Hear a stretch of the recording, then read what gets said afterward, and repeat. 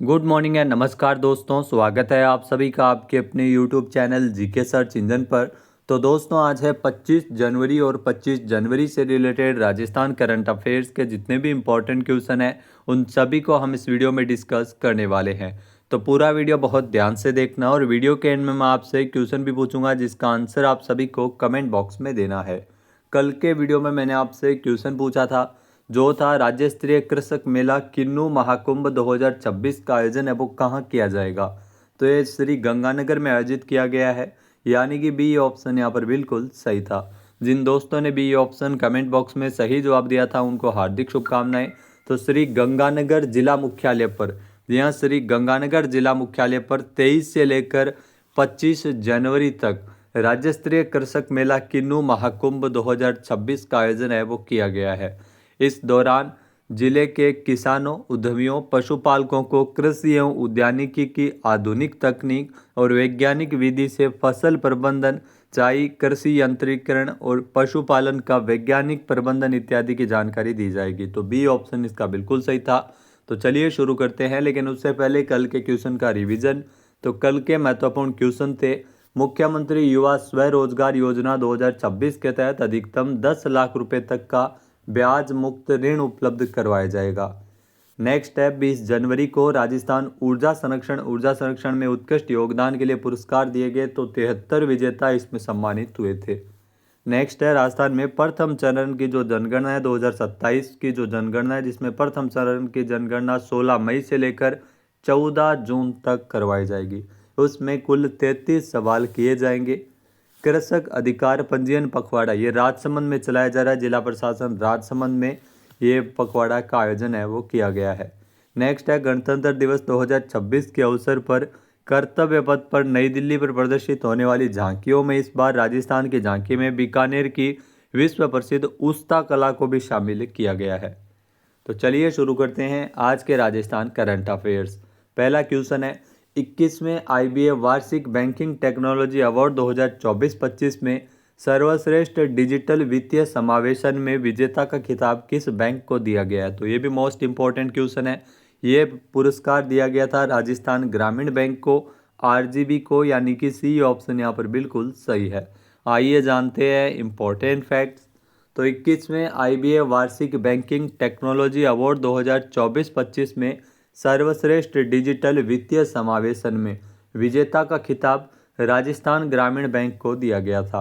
राजस्थान ग्रामीण बैंक ने 21वें आईबीए वार्षिक बैंकिंग टेक्नोलॉजी अवार्ड 2024-25 में कुल 5 पदक प्राप्त किए हैं। यह भारतीय बैंक संघ की ओर से मुंबई में हुए समारोह में बैंक ने सर्वश्रेष्ठ डिजिटल वित्तीय समावेशन में विजेता, सर्वश्रेष्ठ टेक्नोलॉजी बैंक और सर्वश्रेष्ठ आईटी जोखिम प्रबंधन में उप विजेता और सर्वश्रेष्ठ डिजिटल सेल्स एवं सर्वश्रेष्ठ फिनटेक एवं डीपीआई एडॉप्शन श्रेणी में भी उल्लेखनीय पुरस्कार सहित कुल 5 पदक प्राप्त किए हैं। नेक्स्ट, निम्नलिखित कथनों पर विचार कीजिए। तो इसमें 2 कथन दिए गए हैं।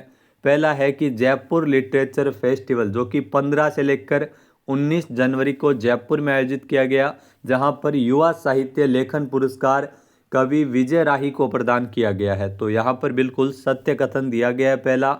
दूसरा है कि सविता माली आर्ट इनोवेशन पुरस्कारों के अंतर्गत ये पुरस्कार दिया जाता है। जयपुर लिटरेचर फेस्टिवल में पुरस्कार प्रदान किया गया, तो ये भी बिल्कुल सत्य दिया गया है। तो इसमें ए और बी दोनों ही सत्य है। ए ऑप्शन यहाँ पर बिल्कुल सही हो जाएगा। आइए जानते हैं इंपॉर्टेंट फैक्ट्स। तो मर्मज्ञ स्मृति शेष सविता माली की स्मृति में स्थापित सविता माली आर्ट इनोवेशन पुरस्कारों के अंतर्गत जयपुर लिटरेचर फेस्टिवल यानी जेएलएफ, जिसे साहित्य का महाकुंभ कहा जाता है, जहां पर युवा साहित्य लेखन पुरस्कार कवि विजय राही को प्रदान किया गया था। यह पुरस्कार साहित्य, कला और नवाचार क्षेत्र में प्रतिभाशाली व्यक्तियों को प्रोत्साहित करने के लिए दिया जाता है। इसी क्रम में पहला पुरस्कार पिंक फेस्ट 2025 में, दूसरा निफ्ट जोधपुर की साक्षी नेगी को और तीसरा रिफ जोधपुर में कला संगीत के क्षेत्र में प्रदान किया जा चुका है। तो जेएलएफ में दिया गया ये चौथा पुरस्कार है। चयनित कलाकारों को अभिनंदन पत्र सहित 25,000 रुपये की सम्मान राशि प्रदान की जाती है। जयपुर लिटरेचर फेस्टिवल का 19वां संस्करण 15 से लेकर 19 जनवरी तक आयोजित किया गया है। नेक्स्ट क्वेश्चन है, राजस्थान के किस बायोलॉजिकल पार्क में वन्य जीव को गोद लेने की सुविधा की शुरुआत की गई है? जी हाँ दोस्तों, राजस्थान के biological park Machiya biological park, ये राजस्थान के जोधपुर में स्थित है। यहाँ पर एक नई पहल की शुरुआत की गई है जिसमें आप वन्य जीवों को गोद ले सकते हैं। बी ऑप्शन यहाँ पर बिल्कुल सही है। आइए जानते हैं इम्पोर्टेंट फैक्ट्स। तो दोस्तों, जोधपुर के माचिया बायोलॉजिकल पार्क से एक बेहतर और सकारात्मक और प्रेरणादायी खबर सामने आ रही है। जी हाँ, अगर आप भी वन्य जीवों से प्रेम करते हैं और उन्हें प्रकृति के संरक्षण में अपना योगदान देना चाहते हैं तो आपके पास एक सुनहरा मौका है। प्रदेश सरकार और वन विभाग ने एक नई पहल की शुरुआत की है यहाँ पर, जिसके तहत आप माचिया पार्क के खूंखार तेंदुए से लेकर चंचल हिरणों तक गोद ले सकते हैं। इसमें जो प्रक्रिया होती है वो गोद लेने वाले व्यक्ति को वन्य जीव के भोजन और इलाज का वार्षिक खर्च वहन करना होता है। वन्य जीवों को गोद लेने वाले का नाम पार्क परिसर में एक विशेष जानकारी बोर्ड पर लगाया जाएगा। नेक्स्ट है, निम्नलिखित कथनों पर विचार कीजिए। तो इसमें दो कथन दिए गए हैं। पहला कथन है कि राजस्थान के सबसे बड़े सरकारी अस्पताल सवाई मानसिंह हॉस्पिटल जो कि जयपुर में है, जहां पर पॉइजन डिटेक्शन और ड्रग लेवल लैब की शुरुआत हो गई है। तो यहाँ पर पहला कथन बिल्कुल सत्य दिया गया है। दूसरा है कि राजस्थान की दूसरी आधुनिक पॉइजन डिटेक्शन लैब है। तो यहाँ पर दूसरा गलत है, क्योंकि ये राजस्थान की दूसरी नहीं पहली ही लैब है आधुनिक पॉइजन डिटेक्शन लैब। तो यहाँ पर केवल एक ही सत्य कथन दिया गया है। बी ऑप्शन यहाँ पर बिल्कुल सही है। आइए जानते हैं इम्पोर्टेंट फैक्ट्स। तो दोस्तों, राजस्थान के सबसे बड़े सरकारी अस्पताल सवाई मानसिंह अस्पताल जो कि जयपुर में है, 24 जनवरी से पॉइजन डिटेक्शन और ड्रग लेवल लैब की शुरुआत हुई है। ये नई सुविधा से गंभीर मरीजों के इलाज में बड़ा बदलाव आने की उम्मीद है।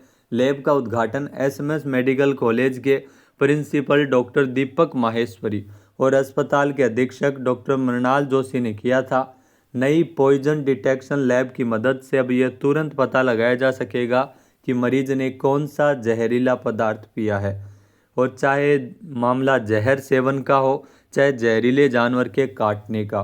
दवाइयों की अधिक मात्रा लेने के कारण देर से सामने नहीं आएगा। तो जो अधिक मात्रा लेने के कारण इससे डॉक्टर समय पर इलाज है वो शुरू कर सकेंगे। तो एसएमएस हॉस्पिटल जो कि राजस्थान का पहला ऐसा जो हॉस्पिटल बन गया है जहां पर इस तरह की आधुनिक पॉइजन डिटेक्शन लैब की शुरुआत की गई है।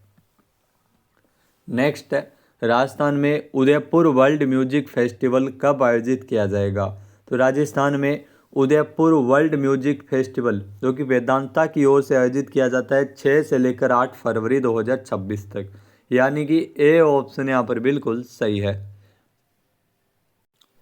तो 6 से लेकर 8 फरवरी तक ये म्यूजिक फेस्टिवल का आयोजन है वो उदयपुर में किया जाएगा। आइए जानते हैं इम्पोर्टेंट फैक्ट्स।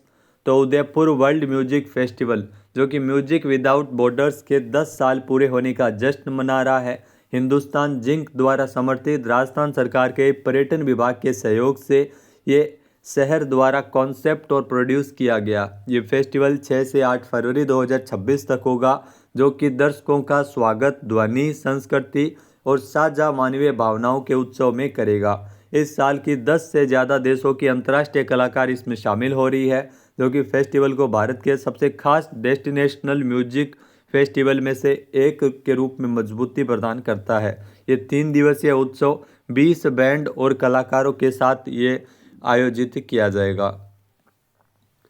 अब बात करते हैं राजस्थान पुलिस के एग्ज़ाम में पूछे गए राजस्थान करंट अफेयर्स की। तो जो क्वेश्चन पूछे गए थे वो थे, इकोनॉमिक रिव्यू 2024-25 के अनुसार राजस्थान के जीएसवीए में किस क्षेत्र की में सबसे बड़ा योगदान है वो दिया। तो जी हाँ, सकल राज्य मूल्यवर्धन में सबसे ज़्यादा योगदान है वो सेवा क्षेत्र का है। 45.07% स्थिर कीमतों पर है सेवा क्षेत्र का सकल राज्य मूल्यवर्धन, और जो प्रचलित कीमतों पर 45.92% है।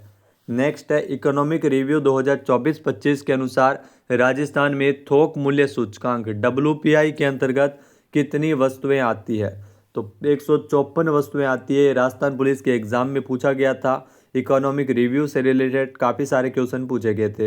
राजस्थान की निम्नलिखित में से कौन सी योजना किसानों द्वारा अपने खेतों पर गुणवत्तापूर्ण बीजों के उत्पादन के लिए बढ़ावा देने के लिए है? तो मुख्यमंत्री बीज स्वावलंबन योजना, ये किसानों के द्वारा अपने खेतों पर गुणवत्तापूर्ण बीजों के उत्पादन को बढ़ावा देने के लिए इसमें सरकार के द्वारा किसानों को गुणवत्तापूर्ण बीज को उपलब्ध करवाया जाता है। नेक्स्ट है, किस योजना के अंतर्गत राजस्थान सरकार स्टार्टअप्स और नवाचार को प्रोत्साहित करती है? तो आई स्टार्ट योजना के तहत यह प्रोत्साहन किया जाता है। नेक्स्ट है, मुख्यमंत्री लघु उद्योग प्रोत्साहन योजना का उद्देश्य क्या है? तो सूक्ष्म एवं लघु उद्योगों को बढ़ावा देना इस योजना का मुख्य उद्देश्य है। नेक्स्ट है, भारत सरकार में पर्यटन एवं संस्कृति मंत्री कौन है? तो गजेंद्र सिंह शेखावत, जो कि भारत सरकार में वर्तमान में पर्यटन एवं संस्कृति मंत्री है और इनका संबंध राजस्थान के जोधपुर से भी है। नेक्स्ट है, इंदिरा गांधी शहरी रोजगार गारंटी योजना, इसका मुख्य उद्देश्य क्या था? तो अब इसका नाम भी बदल गया है, मुख्यमंत्री शहरी रोजगार गारंटी योजना कर दिया गया है और शहरी क्षेत्र में रोजगार गारंटी उपलब्ध करवाना। इसमें 100 दिवस का रोजगार दिया जाता था प्लस 25 दिन का और दिया जाता है, यानी 125 दिवस का रोजगार उपलब्ध करवाया जाता है शहरी क्षेत्रों में। अब बात करते हैं आज के हमारे क्विज के, जिसका आंसर आप सभी को कमेंट बॉक्स में देना है। तो आज का क्विज है, मुख्यमंत्री युवा स्वरोजगार योजना के तहत अधिकतम कितनी राशि का ब्याज मुक्त ऋण उपलब्ध करवाया जाएगा? एक बार फिर से सुनेगा, मुख्यमंत्री युवा स्वरोजगार योजना 2026 के तहत अधिकतम कितनी राशि का ब्याज मुक्त ऋण उपलब्ध करवाया जाएगा? सही आंसर आपको कमेंट बॉक्स में देना है और अगर ये वीडियो आपको पसंद आए तो इसे आप लाइक और शेयर करना बिल्कुल न भूलिएगा। चैनल पे नए जुड़े हो, सब्सक्राइब नहीं किया है तो भी सब्सक्राइब बटन पर क्लिक करें।